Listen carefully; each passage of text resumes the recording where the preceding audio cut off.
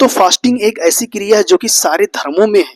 Fasting करने का तरीका थोड़ा डिफरेंट हो सकता है, लेकिन फास्टिंग एक ऐसी प्रोसेस है, एक ऐसी क्रिया विधि है जो कि सभी धर्मों द्वारा फॉलो किया जाता है। किसी धर्म में 1 महीने का फास्टिंग होता है जैसे कि इस्लाम हो गया, किसी धर्म में 7 दिन का या फिर 9 दिन की फास्टिंग होती है जैसे हिंदुइज्म हो गया।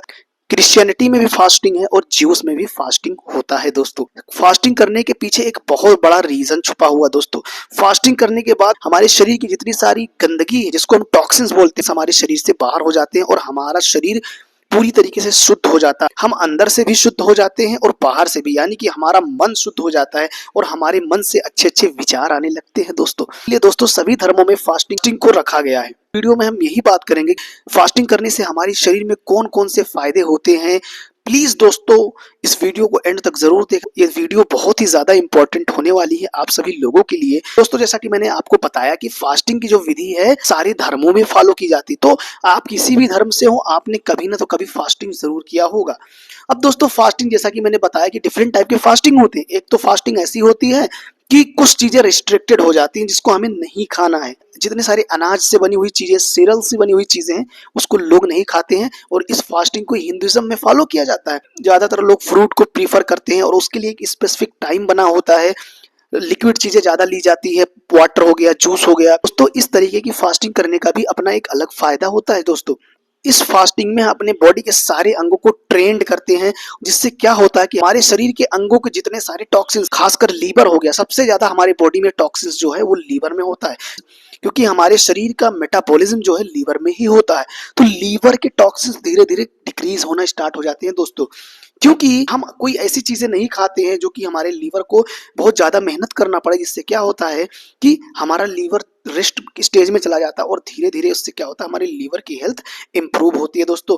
इससे हमारा डाइजेस्टिव सिस्टम इंप्रूव होता है, ब्लड प्रेशर भी इंप्रूव होता है और हमारा ब्रेन भी बहुत अच्छी तरीके से रीजनरेट होता है दोस्तों नेक्स्ट टाइप की अगर फास्टिंग में बात करूं, फास्टिंग इस्लाम में होती है और हिंदुइज्म में भी एक तरह की फास्टिंग होती है जिसको हम करवा चौथ बोलते हैं। तो करवा चौथ का त्योहार होता है, उसमें महिलाएं अप्रोक्सीमेटली 50 आवर्स की फास्टिंग करती हैं दोस्तों।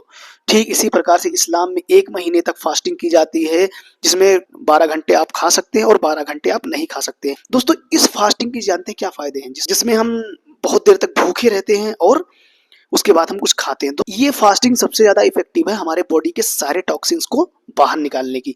दोस्तों इस फास्टिंग में क्या होता है, जब हम 12 घंटे तक भूखे रहते हैं, हमारी बॉडी के जितने सारे ऑर्गन्स हैं, जब ग्लूकोज नहीं मिलता तो क्या करते हैं, बॉडी के जितने सारे वेस्ट सेल्स हैं जिनका हमारे शरीर में कोई काम नहीं होता, वो उन सेल्स से अपनी एनर्जी लेना स्टार्ट कर देते हैं, उन कोशिकाओं से अपनी एनर्जी लेना स्टार्ट कर देते हैं। जिससे क्या होता है, जितनी सारी हमारी शरीर की ऐसी कोशिकाएं जिनका हमारे शरीर में कोई काम नहीं, वो सारी कोशिकाएं खत्म हो जाती हैं। तो इससे क्या होता है, हमारे बॉडी से टॉक्सिन्स बिल्कुल से कम हो जाता है दोस्तों।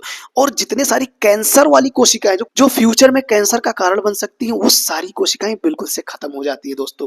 तो इस तरीके की फास्टिंग सबसे बेस्ट फास्टिंग है। बाकी आपके ऊपर है, आपकी मर्जी है, जैसा आप फास्टिंग करना चाहें आप कर सकते हैं।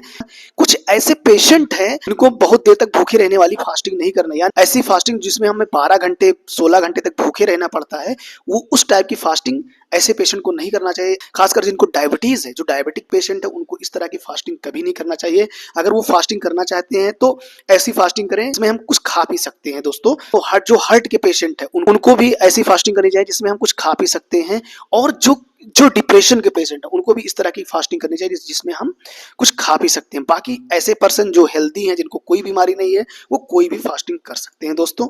आई होप कि आपको वीडियो पसंद आ रहा होगा। ऐसी और वीडियोस के लिए प्लीज मेरे चैनल को सब्सक्राइब जरूर करिए। मिलते हैं नेक्स्ट वीडियो में। Thank you.